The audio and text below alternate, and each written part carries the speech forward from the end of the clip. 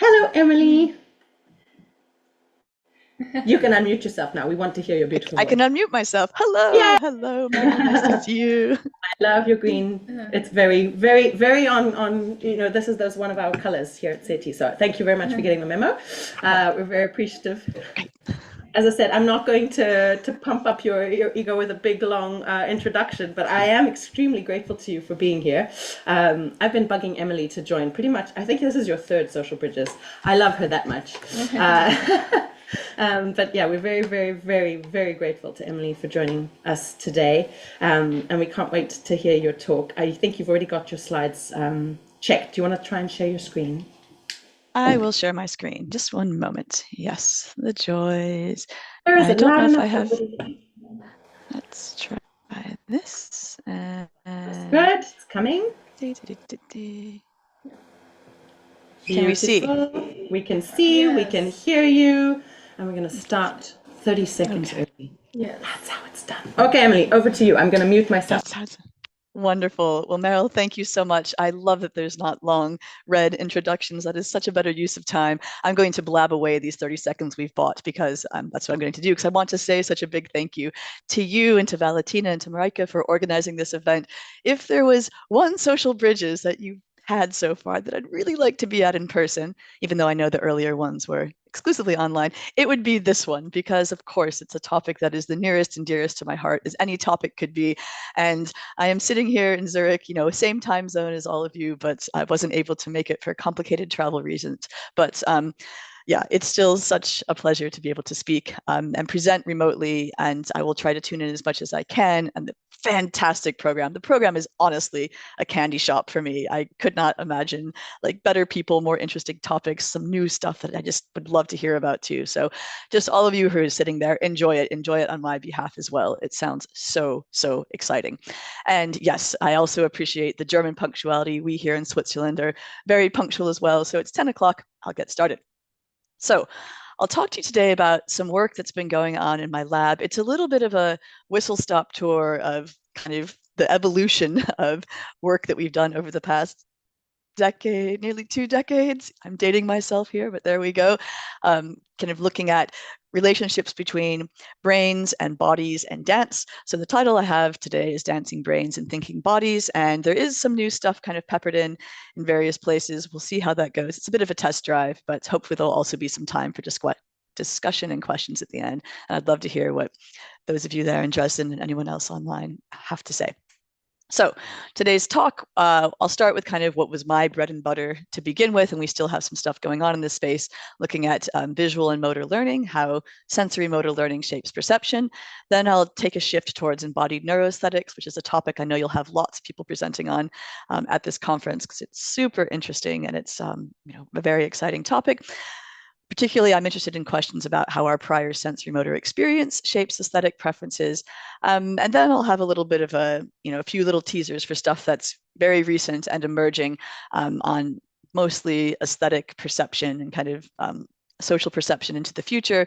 So talk a little bit about AI, aesthetics, and dance, and intergenerational hyperscanning, just for something new and different and fun. Right.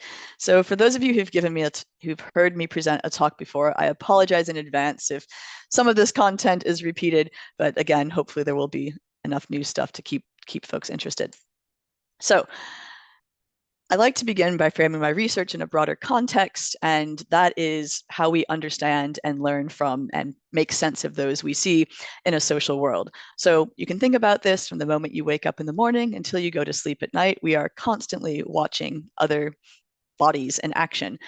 It can be simple things like what you've done to get to this classroom and to this session today. You've probably opened the door for one of your colleagues there. Maybe you helped someone make a coffee at breakfast, et cetera, et cetera. Or it can be really complex things like dancing, of course, climbing a mountain, running a race, building a house. There's literally limitless options here, but all of these involved moving our bodies in space and also making sense of others as they move their bodies in space.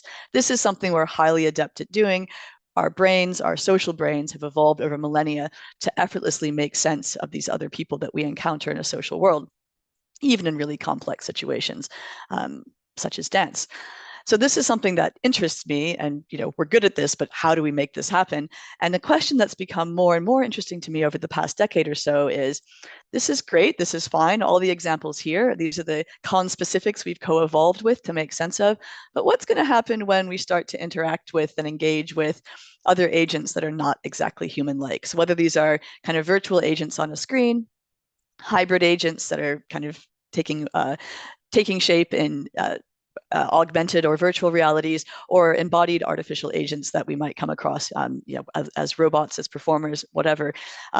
Questions are starting to emerge as to the extent to which kind of our social evolution and our brain in particular is also going to be able to, or the extent to which it's going to be able to support making sense of these agents, of these actions that we've not co-evolved with. So what's going to happen when technology starts to kind of modify those relationships? So we'll talk a little bit about that kind of towards the end today, but it all fits into this one big context.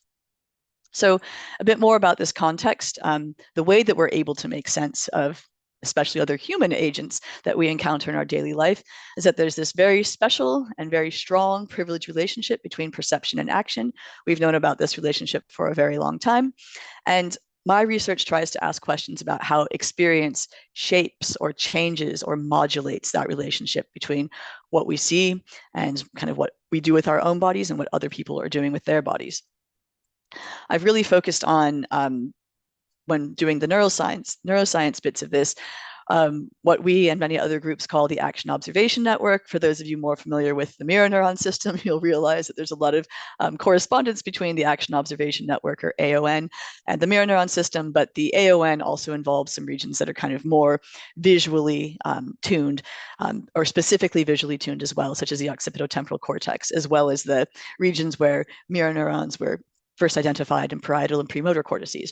So we look at the action observation network when we're looking at brains, and we ask questions about experience and how it's shaping this action perception relationship. And in particular, we've asked questions about motor, visual, social, aesthetic, auditory, and affective experience. We're not going to go through all of those today, but this is just to give you an overview.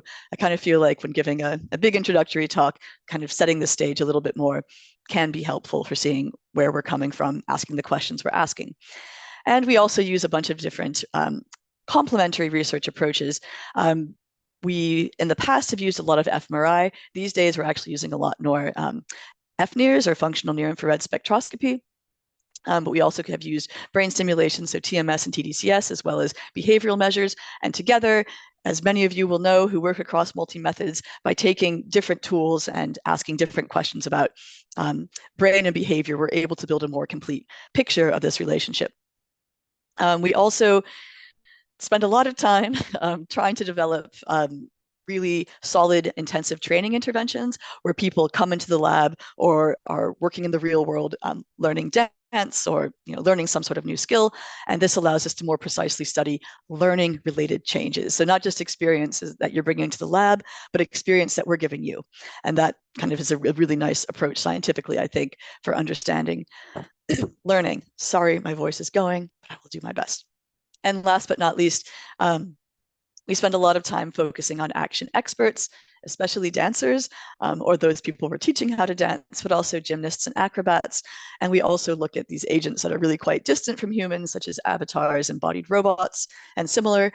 And the kind of how that all fits together is that, well, these actions and these agents are really quite distant from what our everyday situation is for some of us, for many people. So this allows us to really kind of probe the boundaries and look at the frontiers of experience-dependent plasticity, and not just say, okay, what's happening in the everyday, but what are the limits? How far can we take our understanding of this relationship?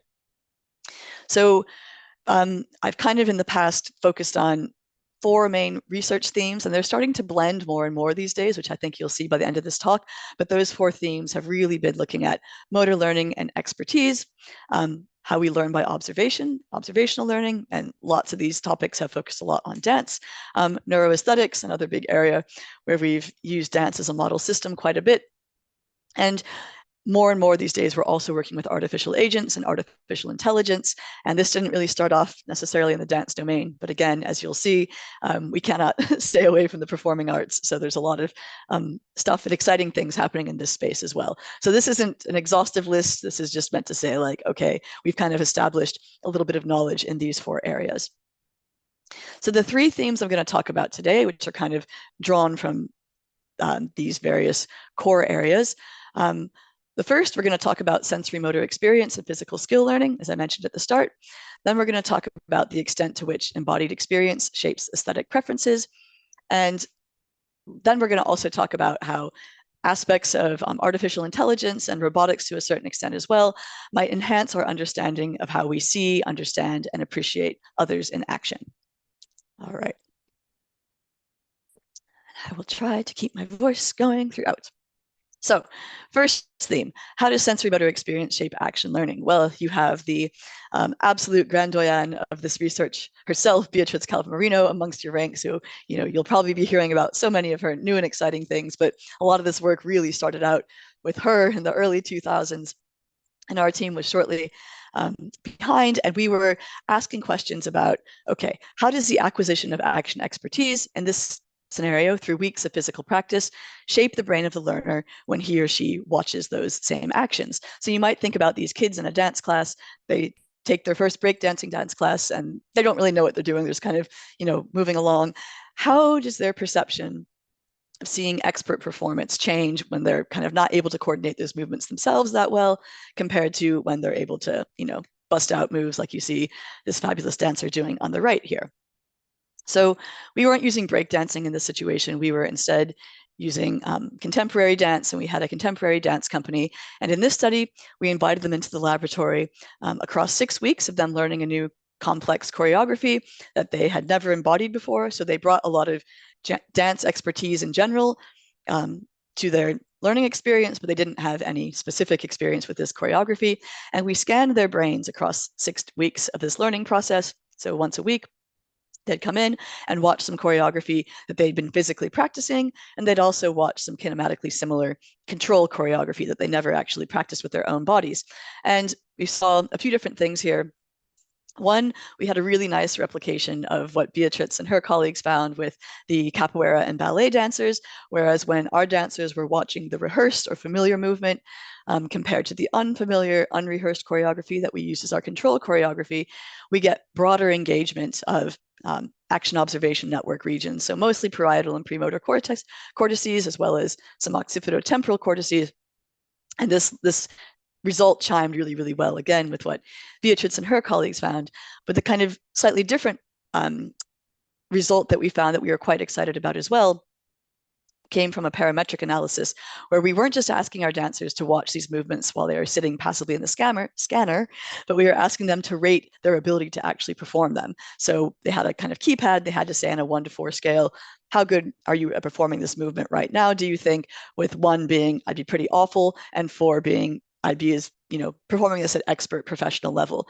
And we're able to take these ratings and feed them into our brain imaging model and ask, okay, are there parts of the brain that are showing more engagement when our dancers are watching those movements that they're really good at performing, at watching those movements that they can embody with a high level of expertise?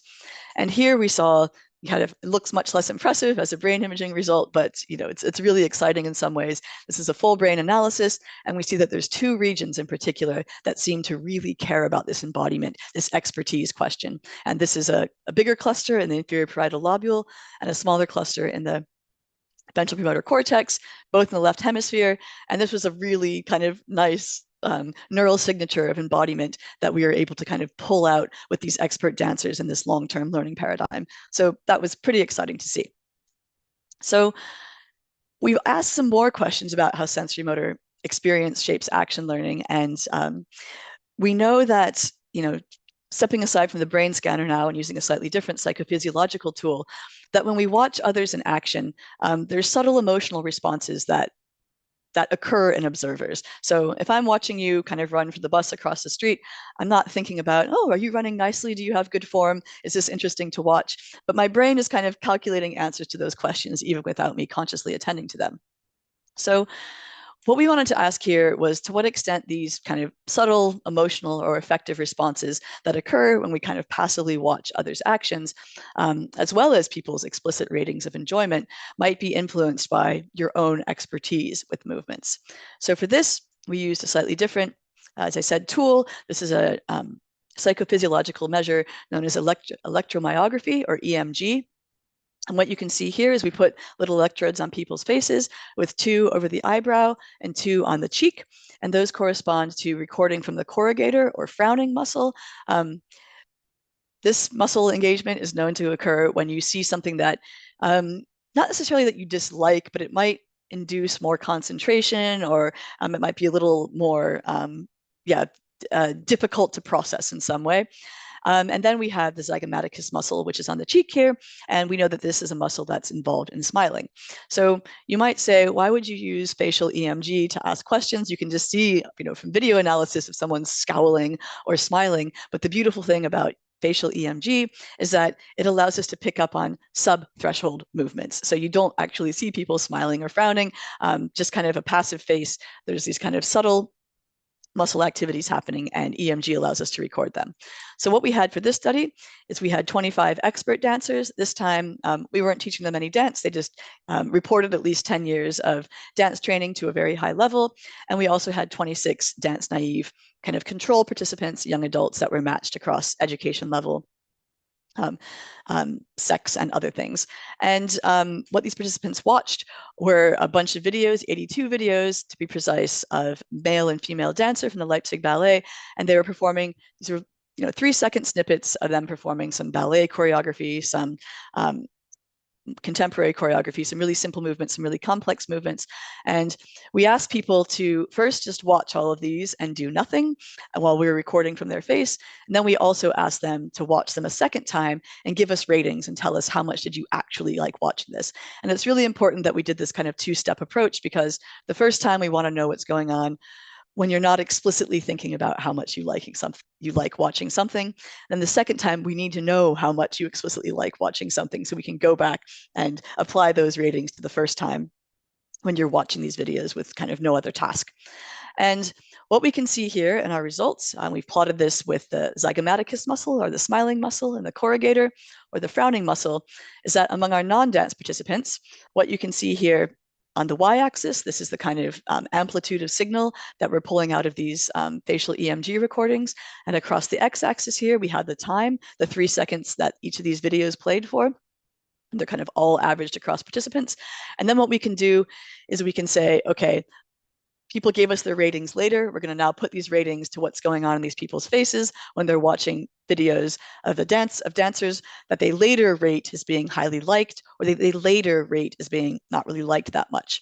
And all I want to point your attention to here is among our non-dance participants, the videos that they later rate as being liked or disliked, we don't really see these traces pulling apart for either the smiling muscle or the frowning muscle. So nothing really going on among our non-dance participants. However, for our dance participants, we can see some clear water starting to pull apart between these traces. In particular, kind of after about 1.5 seconds when the dancers are watching videos they later rate as being liked, we can see that the zygomaticus muscle comes online, and we can kind of see mostly from the start, and among our dance participants, that the corrugator muscle is more actively engaged than the zygomaticus muscle when they're watching those videos that they later rate as being, not so much liked. So we have some really nice evidence for embodied experience shaping these subtle affective responses, which was pretty cool. So we've talked a lot about physical experience and how that's shaping perception, but we can also think about not just what's going on with those who move, but also those who watch others move, or what's going on when we watch others move and don't actually get involved with this ourselves. For these studies, we've done a lot of work across this space, and we often use a paradigm that looks like this, where we have bookended fMRI sessions, and between this, we have some sort of behavioral training where people might be learning a physical skill, but they also might be kind of sitting back and just observing and trying to learn by observation, so observational learning.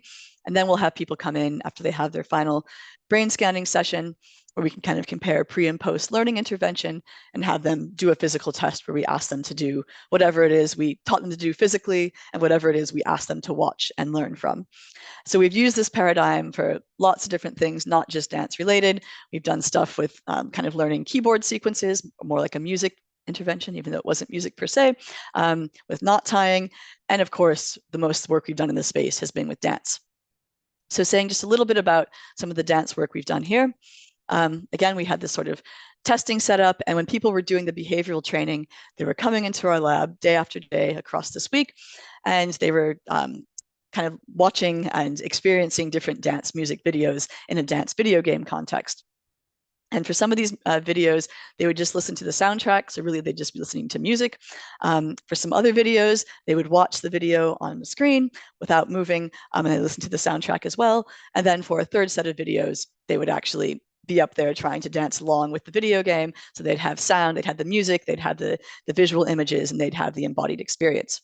And this is probably familiar to many people here, and it's very dated now, but we kind of had what's it called? Dance Central, not Dance Dance Revolution. That's an even older video game we've used. We had the Dance Central with the Xbox Kinect motion tracking.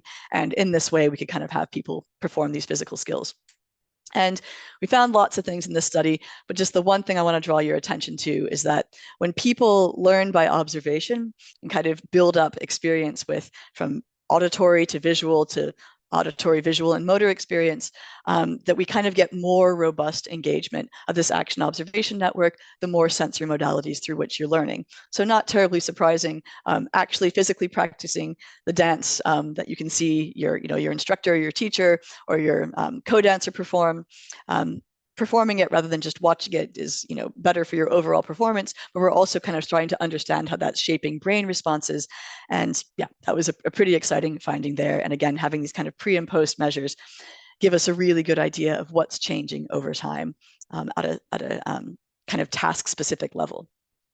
So to kind of wrap up this first theme here, we are trying to ask, how does sensory motor experience shape action learning? Well, how does it shape action learning?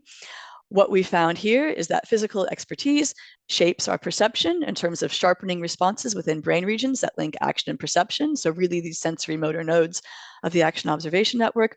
And it also amplifies subtle facial expressions of emotion when we observe others. So we didn't really see this among our non-dance participants, but by having a lot of this embodied experience, that's really starting to shape what's going on in this EMG activity. Right, so shifting gears to talk a little bit about embodied neuroaesthetics. I really wish I were there because we'd be getting up and moving too, rather than kind of just having rapid fire, hearing about lots of studies. But yeah, we're going to talk now about kind of a topic that we touched a little bit on with talking about the affective processes, but we're going to talk a lot more about affective and aesthetic processes in embodied neuroaesthetics. So I'm guessing many, if not all, definitely most of you there will be very familiar with what neuroaesthetics are, but in case this is a term that's new to anyone, neuroaesthetics, it is a field, which is an emerging field. It's actually becoming quite well established now, which is very exciting, which seeks to identify the neurobiological foundations of aesthetic experience. Most of this work so far has really focused on visual art, visual fine art, such as paintings and sculpture. And yes, there's a big field looking at aesthetics of music as well. But there's been a lot less done on dance. And many of the people who've done that work are with you or as part of this meeting. But kind of one of the questions about dance and neuroaesthetics is, okay, when we watch, when we kind of are beholding visually appealing dance, is this just activating parts of our brain that are involved in visual processing and perhaps emotional processing? Or might there be a role for our body and embodied experience as well? And again, Beatrice, Guido, many fantastic people, Andrea Orlandi, have done a lot of work in this space and continue to do so. And with my first PhD student, we are also really interested in aesthetics questions. And we kind of came up with this idea or proposed what could be an interesting area to study in particular, which is embodied neuroaesthetics. So what is the role for the body in aesthetic processing? Is there a role? And this is work that this review we did in collaboration with Cosimo Urgesi in Italy, who's also super interested in the role of the body and how that's shaping perception. So the first study we did on this, excuse me, was some years ago now, back in 2011. And this work generated the idea of what we termed at the time the Cirque du Soleil effect. So we had people watch a bunch of videos of expert dancers, kind of these little short 3-second videos, which you already saw a few examples of before.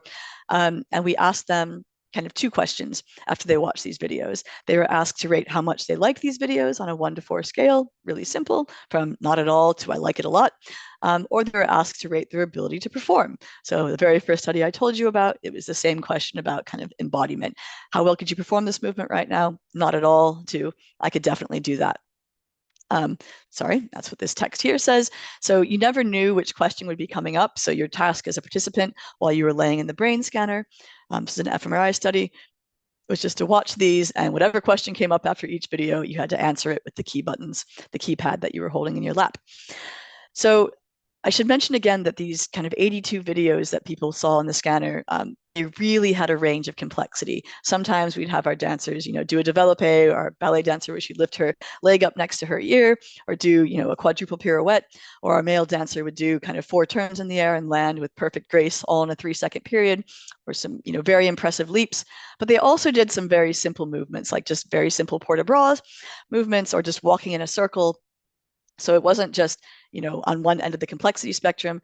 They were kind of tasked with showing us dance movements that kind of ranged from the super pedestrian and very easy to the most complex, impressive things they could do.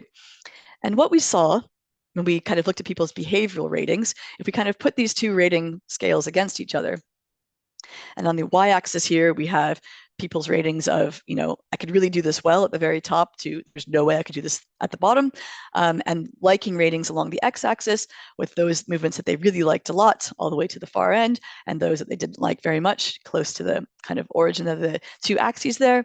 And what we see is that there's a really strong negative relationship. This seems really obvious, I think, to many people, because you don't necessarily pay good money to, go to a dance performance, to go to opera, to go to a sporting performance, to go to Cirque du Soleil, to see people do stuff that you could do yourself. What we see here is that people really liked watching the dancers doing the massively impressive things like split leaps, perfect développés, many turns in the air at once.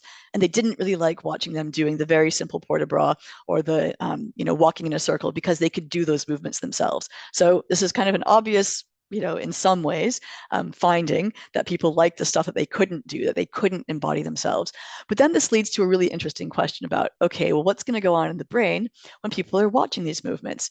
We know from, work that we've done in our lab earlier, as well as many other studies, that embodiment is really sharpening the engagement of these action observation networks. So if you're watching stuff that you really like, but there's no way you can embody, we really shouldn't see these brain regions being active.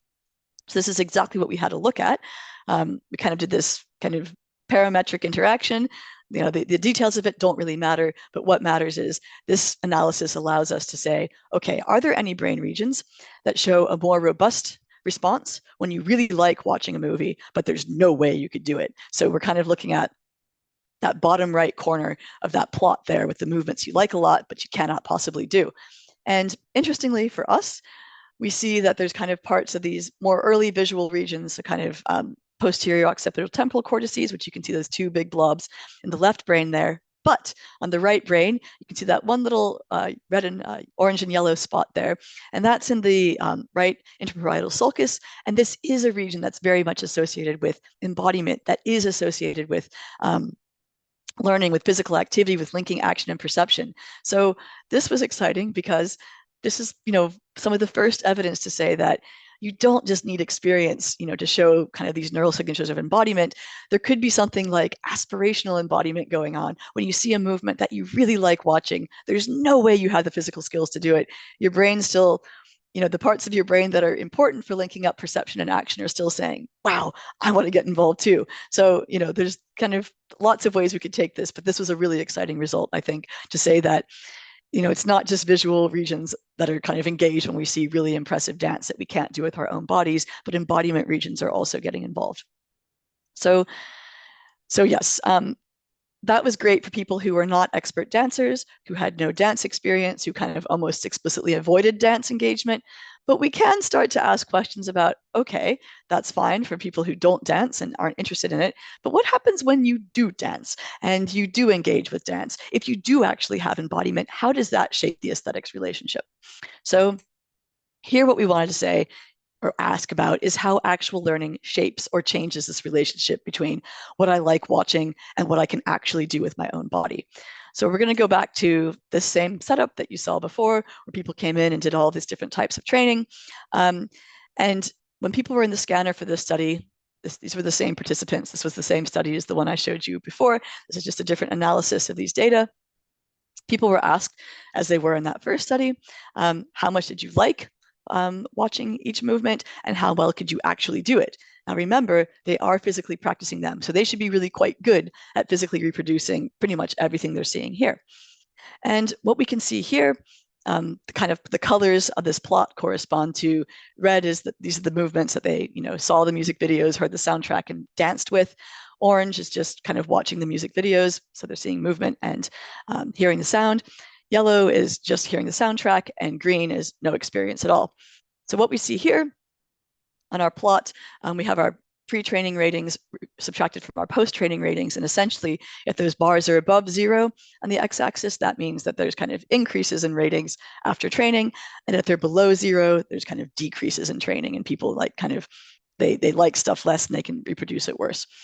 And what we can see here is that for both the kind of physical learning as well as the observational learning, people both like those movements well, and they can reproduce them better. So all of a sudden, we're seeing something a little bit different from the Cirque du Soleil effect when you start to add physical experience into the mix, that people, do like the stuff that they're familiar with more. And this idea has been around in psychology, in experimental psychology, but also in empirical aesthetics too, is that familiarity breeds liking. So we're seeing this when you actually give people dance experience, they do like stuff more as well. And in terms of what we see in the brain, we see kind of a really interesting shift in engagement from when people have no experience. They're watching all these movies completely naive. We kind of see some engagement of kind of subcortical regions involved in kind of affective processing. So we have the subthalamus and nucleus accumbens. We know these are regions engaged in reward processing, which are kind of pointed out with red arrows there. And you're seeing more engagement when you're watching videos that your rating is highly liked. Whereas after you've spent a week kind of, moving and grooving with this dance video game and getting a lot more experience with these dance sequences, now when you're watching movies, movements that you rate as highly liked, we're not seeing these kind of subcortical affective processing, reward processing regions, but instead the responses have migrated really kind of out to sensory motor, to regions associated with sensory motor processing. So bilateral STG, superior temporal gyrus, and the bilateral superior temporal sulcus. So these are really, again, regions that are involved in knitting together kind of multisensory responses. And it seems to be that embodiment is also trying to shape people's aesthetic responses once they have embodied experience. And we're seeing that reflected in this brain process as well. So this work was all done originally with younger adults, but since that time, again, some fantastic work by Louise Kirsch. She's also expanded it, we expanded it to work with young pre-adolescents and older adults as well. And we see some really interesting kind of shaping of aesthetic responses kind of across the lifespan from this work. So it's pretty exciting stuff.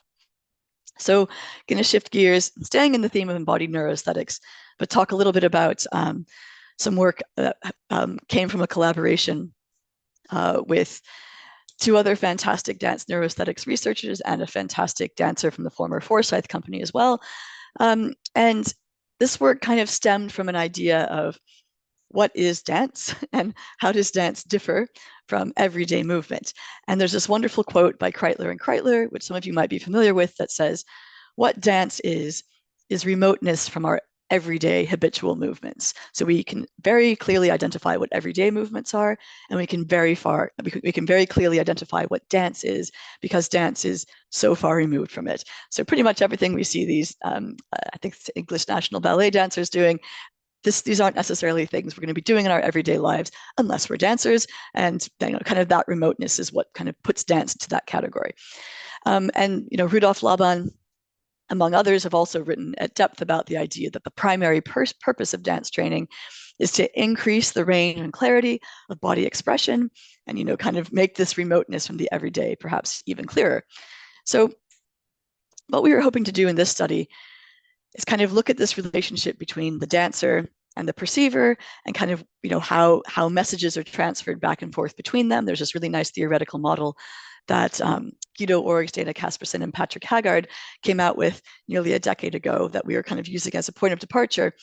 And we kind of asked this question that if aesthetic appreciation of dance is linked to this effective message processing between dancer and observer, then it should depend on the complexity of the movement message. So people need to be able to understand kind of what the dancer's doing and kind of the clarity of expression in order to really like this, in order for the dance to be effective in a way. So we tried to test this link by manipulating the variability and predictability of the objective kinematic features of dance. So these were velocity and acceleration to assess their assess their effect on aesthetics, and several other measures, which I won't get into here. So as I said, we worked with a dancer from the former Forsyth company. This dancer you can see on the right side of this photo, Riley Watts here. And all of the choreography that he performed for these stimuli actually comes from this piece you see a picture of there. This is Duo, a piece of choreography by William Forsyth. And if you've seen that dance piece before, you might recognize some of these movements. But just watch these two dance video clips and have a think to yourself, which one do you prefer more? So, and hopefully this is playing as a video. Yeah, it is. Okay, people are nodding. That's great. Okay, so that was the first one. And this is the second one. So what hopefully you can see is that Riley was performing the identical choreography in both of those. That was his instruction, to perform the identical choreography. But we asked him to perform the choreography with all the dynamics kind of cranked up to 11, and then with all the dynamics kind of reduced down to 0 or 1, as close to nil as possible. So you hopefully will have seen in the first video, there was kind of lots of dynamic changes and kind of fluctuations in speed and velocity. And in the second one, everything was smooth. Everything was very smooth. So again, this is fantastic work that was very much done with Andrea and Guido. And we wanted to examine the role of this kinematic complexity. So the first video had a lot more kinematic complexity than the second, and to see how, this sorts of kinematic information influences the aesthetic rating. The information theory account of aesthetic appreciation suggests that spectators should prefer dance sequences with frequent yet predictable changes in acceleration or velocity.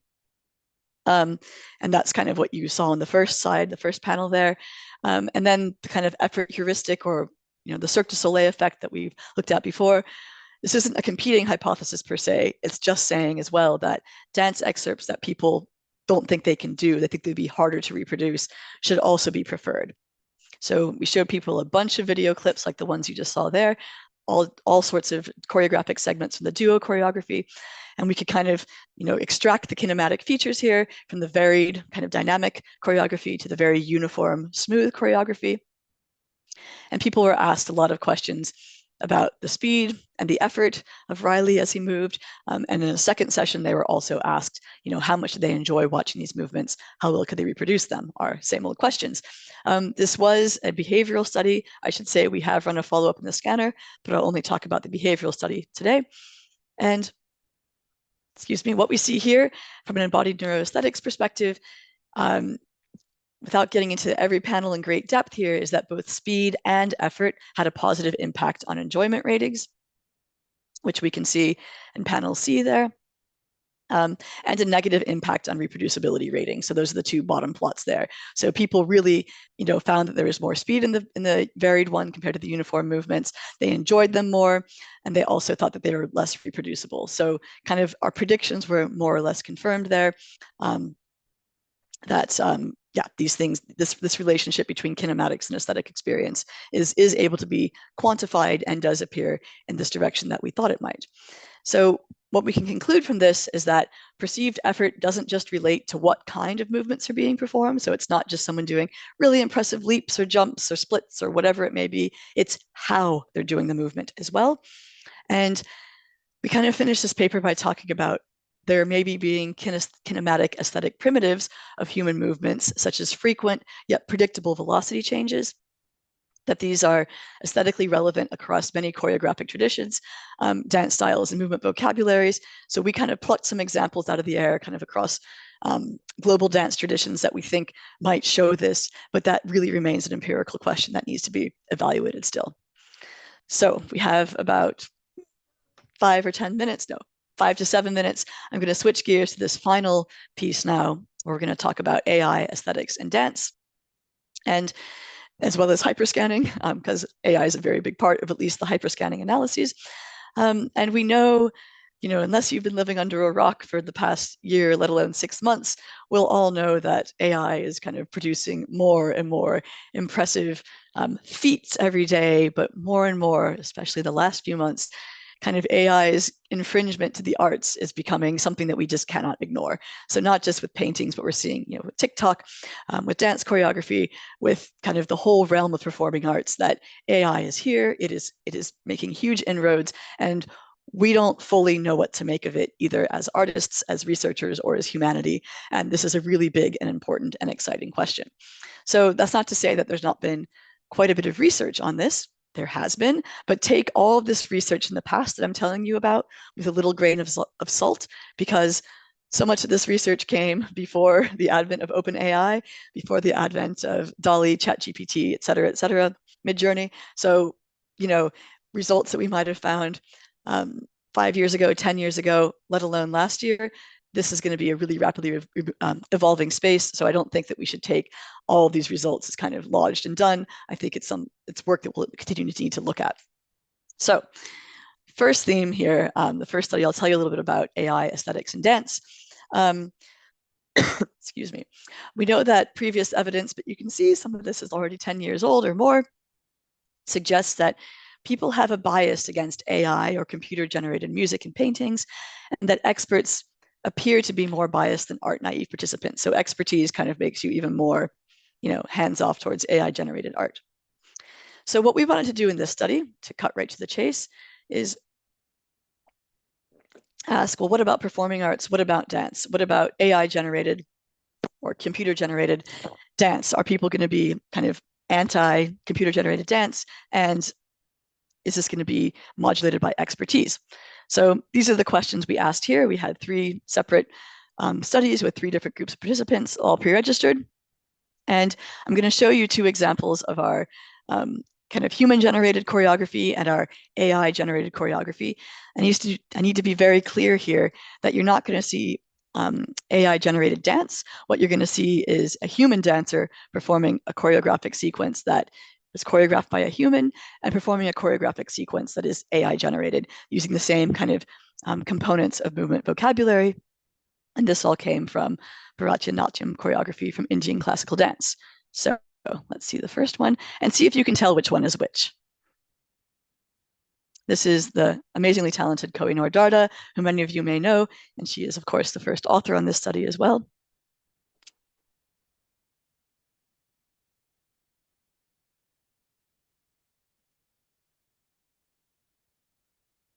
Okay, so I'm not sure if we have any Bharatanatyam experts in the audience here, but we're getting nods of heads. Well, can you raise your hand? I can see a subsection of you. Raise your hand if you think the first one was the AI-generated one.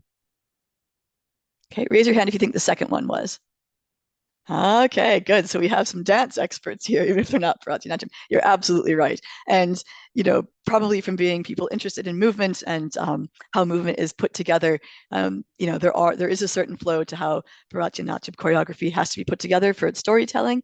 And even though Kohinoor is the most amazing dancer in the world and she can make it look very seamless, the first one is actual, grammatically correct choreography, if you will, whereas the second one is kind of computer-generated, AI-generated choreography that doesn't actually make sense in the Bharatanatyam choreographic tradition. But to naive observers, which is not who we have gathered at this conference, people can't tell a difference. So, excuse me. What we see in terms of results, we had kind of 2 different experiments, one where people would kind of rate the choreography first as to kind of how much they liked it. And this is kind of trying to get an implicit bias. And then for the second experiment, we'd have people categorize the movement first. So we said, is this movement human-generated or computer-generated? So that's kind of getting at explicit bias. We're kind of priming you already with there's going to be a difference here. What we can see here is that there are some differences.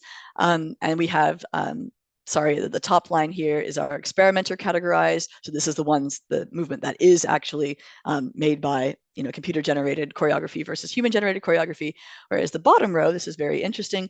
This is participant categorized. So when we ask people like, what do you think this is made by? This is human-generated art or AI generated art, like I just asked you, if we use those ratings, we can see that our results are actually a little bit more pronounced in some ways.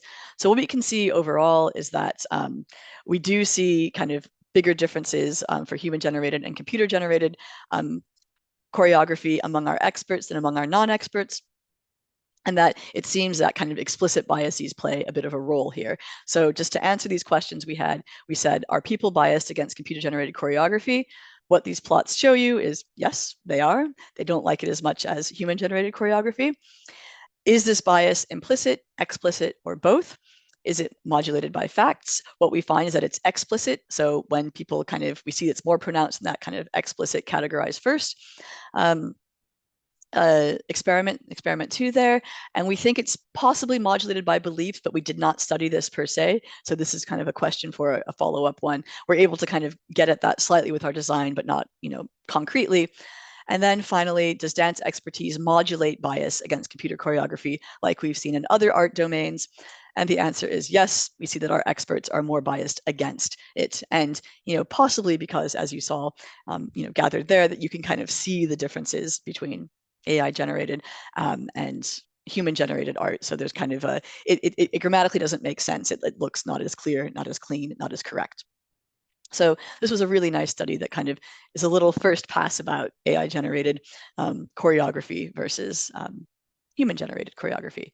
So Kohinoor is a force of nature in terms of the dance research and the dance aesthetics world. She's also kind of left science to found her own foundation in India called the Arisa Foundation, which tries to bring together artists and scientists for essentially global good, which is pretty amazing. But we do have a lot of other work that we're still working on and wrapping up right now. So one of the other cool studies that she did was asking questions about the extent to which universal primitives or anthropological universals exist and underlie people's appreciation for the fine arts and performing arts, and how cultural background might shape this. So this is a really nice study she did, kind of comparing British participants with Indian participants. And again, people looked at paintings as well as that were, abstract versus representational, as well as dance that was abstract versus representational. And kind of main findings here is that people preferred representational art, and there is an in-group bias, but only for dance. And this was modulated by expertise as well. So we do see kind of not necessarily cultural primitives, but kind of cultural biases where our Indian participants preferred kind of the Indian art and the Indian classical dance, and that our Western participants preferred the Western art and the Western classical dance. But there's a lot more that going on in this study, and I hugely encourage you to read the paper if you're interested. But I think a really nice thing about this work in particular, and what we kind of end the paper talking about, is how modulation of in-group expertise, in-group bias by expertise highlights the importance of being exposed to different types of art style and not just kind of sticking within our silos of Western art or Indian art or non-Western art or whatever it may be. And there might be a way to kind of give people experience to counter these biases. She's also done some really cool stuff, coming back to this AI and a performing arts relationship, looking at aesthetic evaluation of a stimulus and cues about whether kind of a human agent or robotic dancer, kind of whether their choreography comes from a human-generated choreographer or a computer-generated choreographer. So this is a really nice study that we're just submitted last week, in fact, and this is really nice work done with another friend of hers, an Indian classical dancer, and you can see we kind of have her dancing on a green screen, that we're taking her silhouette and we're putting it on either human avatars or robot avatars, like the two you see in that figure at the very top of this panel. And we're able to kind of ask questions about your knowledge about, okay, if you know that this is kind of human-generated choreography or AI-generated choreography, how does that change your preferences? And if it's a human agent doing the movements or this kind of robotic figure, how does that change your preferences? And yeah, you'll have to check out the preprint. I should have put the preprint link up there, but yeah, that work is under review right now. And last but not least, because this is super exciting stuff that we're also kind of drawing together into kind of embodied experience and how that's shaping brain and behavior, is work I want to highlight by Rissa Moffat. Sorry if you can hear that siren. Hopefully you can't. It's very loud. So she's one of the fabulous postdocs we have here at ETH right now. And she's really interested in looking at intergenerational social interventions, and she's really interested in looking at intergenerational arts-based interventions. So it's not dance yet, even though I know there's a lot going on in this space, and this is low-hanging fruit in many ways. But with this work, we're trying to ask how social relationships unfold kind of between people of two different generations, so younger and older adults, and how that compares to people within generations. And we want to understand the extent to which relationship development is underpinned by motor synchrony, so how you move together. So again, not dancing, but doing an art task together, and neural synchrony. And kind of the aim of this work is to kind of generate longitudinal insights into the neural and kinematic mechanisms that kind of underscore how we develop relationships with other people kind of right at the start. There's a lot more I could say about this, but it's really cool work. And what you can see here, without going into great details, we have kind of dyads that are working on these drawing tasks together, and they're either doing collaborative tasks or separate tasks while they sit next to each other, and they're having their brain scanned. You can see some pictures here of their kind of brain scanning setup with the core division mobile neuroimaging, functional infrared spectroscopy. And we're also doing motion tracking. You can see that with the skeletons there. And there is going to be enough data from this study for RISA to publish probably the next 4 decades. It's such a big study, but just one little tiny result, not from the brain imaging because we're still collecting that, but from some of the behavioral participants we've finished so far, we can see that kind of for both intergenerational and same generational pairings, they're given a bunch of tasks to complete together, collaborative tasks like building a puzzle, like doing creative thinking tasks, bunches of different things. And kind of at the first session, out of 6, you can see that they take a longer time. So that kind of higher dots mean worse collaboration. Whereas at the 6th session, after they've been together, kind of working together for 6 sessions while having their brain scanned, we can see that there's better collaboration. And that kind of happens whether you're within or between generations. So it's again, it's a beast of a study. This is like very early work in progress. But I know that hyperscanning is interesting to some folks that are gathered there. And we're dipping our toes in and finding that it's a big project, but it's pretty exciting too. So I have 1 minute to wrap up for the 50 minutes I was given. And I will take that 1 minute just to say that the main aim of the work I showed you today was to examine how experience shapes brain function and how we perceive and interact with agents that we encounter in a social world. What we're finding is that our brains are constantly calculating answers to questions such as, can I do that? Have I seen that before? Is this agent, dancer, person socially similar to me? Do I like that? And also, is that human generated or computer generated or AI generated? And I do think that as we move forward, that question about, is this real or is this, is it deep fake or is it an actual person or dancer or choreography? This is going to probably become more and more at the forefront of our minds. But that's an empirical question. We'll have to see how that develops. And in a nutshell, we see that our prior experiences and our expectations really strongly shape how we perceive others, as well as the extent to which we derive pleasure from watching others move. And why is this interesting? Why is it important? Well, I would say that research using dance-based paradigms, which I'm probably preaching to the choir here, to explore experience-dependent changes in our brains and behavior, they underscore the variety and complexity of embodied experience and how this shapes kind of how we're seeing, engaging with, learning from those that we encounter in a social world. And again, I think these are going to become even more important questions as we start to have more and more artificial agents and artificial intelligence kind of infiltrating our work lives and our creative lives. So I sound like a frog now. I will end by saying thank you to all the brilliant collaborators and funders. This is just a small sample of them. There's even more, but these are the ones whose work I spent most of the time talking about today. And we have 9.5 minutes for questions. So thank you very much. I can stop sharing.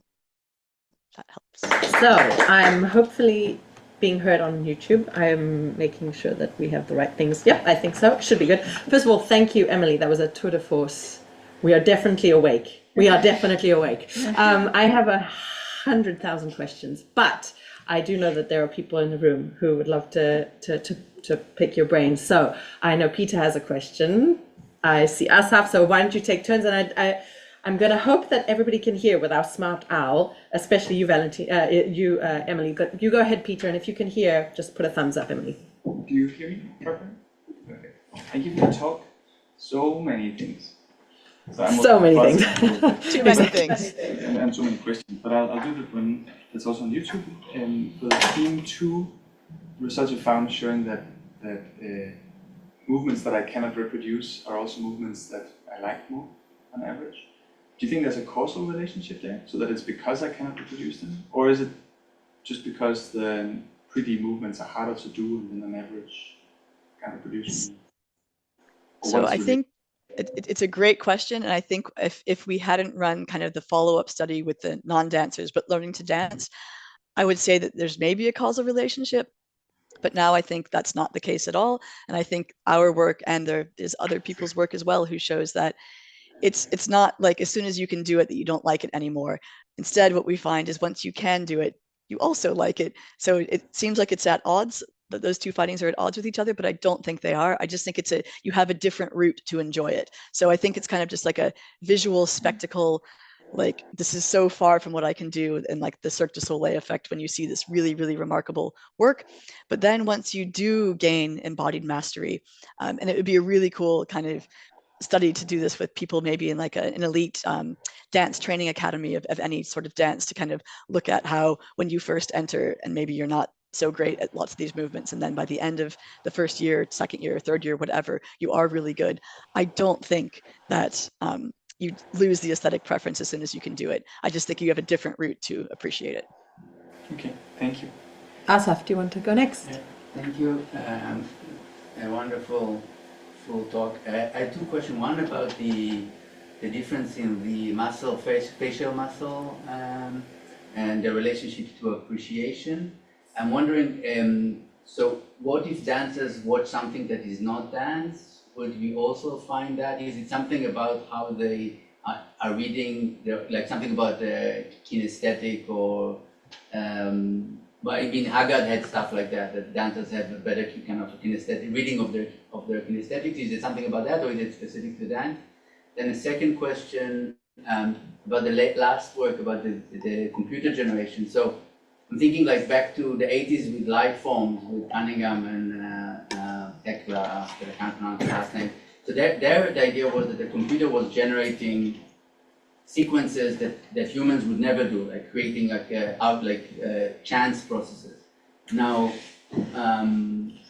ChatGPT, etc., they're all based on the exact opposite, right? It's like how well can we predict what is the most predictable next thing, and that's up.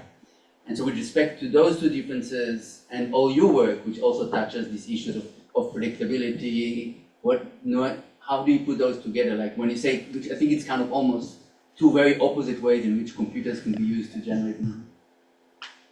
These are awesome questions. Thank you for both of them. So for the first one about kind of if dancers watch non-dance, will you see the same thing? The short answer is it's an empirical question, and it's a great question. So actually a lot of the work that we kind of based our paradigm off of was, this is going to sound really dull and boring compared to dance, but it was videos of people reaching for bottles across a table. And if you either made an awkward grasp, like you had to like avoid an obstacle, or a smooth grasp, they saw these really nice differences in kind of, naive people. They weren't dancers or had any embodied expertise, and the corrugator and zygomaticus for making an awkward grasp versus a smooth grasp. So my guess is because dancers have embodied expertise in general, and like, know their bodies and read others' bodies so well, that yes, you would have these amplified effects. You might see kind of, well, this previous work shows that people who have no movement expertise also get this difference in kind of effective responses in these two muscles in the face. But I think that you'd probably see that difference again amplified if you have people watching who are so, heavily attuned to their body and, and movement, and also kind of picking out like what's a smooth and efficient movement versus what's not a smooth and efficient movement. But that study hasn't been done to my knowledge, and it would be a really nice kind of proof of concept, I think, to show that. Now, your second question about, what's AI for, and like, are we looking for the utmost in predictability versus the utmost in like non-humanness, like putting stuff out there, making us think in totally different ways? This is super interesting. And you're absolutely right that Merce Cunningham was hugely a pioneer in this work going back to the 80s. And I had the great privilege of seeing one of his pieces in the early 2000s. And he was actually there himself. that kind of tried to use AI to generate choreographic patterns, and it was super, super interesting stuff. I think this is like the future of where AI in art becomes really interesting, is where we don't look at like the generative AI that's based on tons of examples that we've had before, which is what, everything that OpenAI, most things that OpenAI is doing right now are kind of focused on. But this is why we need more artists kind of involved in the AI process. So we're not just feeding stuff that's been done before and stuff that exists in a certain way, but really trying to crank up the creativity elements of artificial intelligence generation. But this is a really exciting space. I can't profess to be a super deep expert in it, but I'm really interested in it. So if you or your colleagues are doing work in it, I would love to chat more. Does anybody else in the room? Yes, Marike, and then Peter, you can go next. Yeah, so super interesting talk, also from me. And I was kind of curious about this last finding, like detecting artificial versus human-generated dance movement. And you said that there was this effect of expertise. Did it matter like what kind of dance expertise people would have? Do they need to be experts in the relevant field, or is it enough to have some kind of dance expertise, or how does that work? This is a great question, and we did not study it. So we did study people who had Bharatanatyam expertise. So again, by seeing everyone, I saw you raise your hand, Marika, that you guys kind of, could pick out which one was the computer generated one. So clearly, I guess we wanted to stack the cards as much in our favor for kind of seeing a difference if one existed as possible. So we kind of tried to just focus on this expert population that was expert in what they were seeing. But I mean, based on the sample of the audience here today, I think it would be really interesting to do it with just movements, like people who are adept at performing and reading movements in general, because it seems like maybe the effects would be slightly attenuated, maybe they wouldn't be. But again, I guess one of the kind of not problems, but questions I have about a lot of this kind of AI computer generated art research is, how much is this going to change? Like, would this study replicate even now? And that was only done 2 years ago. And I don't know the answer to it. Yeah, and it could also be interesting to compare like people that do more grammatical forms of dance that have a very strong vocabulary versus ones that are less. Yeah. Exactly. I mean, we thought about this with classical ballet as well, because there's kind of, a very clear vocabulary, and of course there's, variations on themes for how you put movements together, but at the same time, it can be very clear. But a challenge becomes, this is why I really like this study with Kohinoor, is that she actually, practiced and did all these movements together. And again, to the naive observer, they couldn't tell that, that there was this kind of fake choreography that she was doing that just didn't make sense grammatically. But yeah, again, with AI generated agents, this becomes even easier, but in some ways it also takes us away from ecological validity in a way, which is maybe interesting, maybe not. Okay, in the interest of time, although I know that there are many, many, many more questions for Emily, I'm going to ask both those of you online or in the room to maybe put those into the chat on the YouTube live stream. Emily, I think you received a link to that. I would also like to ask you if you could put the preprint link, as I would personally, just selfishly, if you could add that for my purposes, that would be great. I'm going to ask everybody to give a very, very big round of applause to Emily. Thank you so much. It was a great start to the day.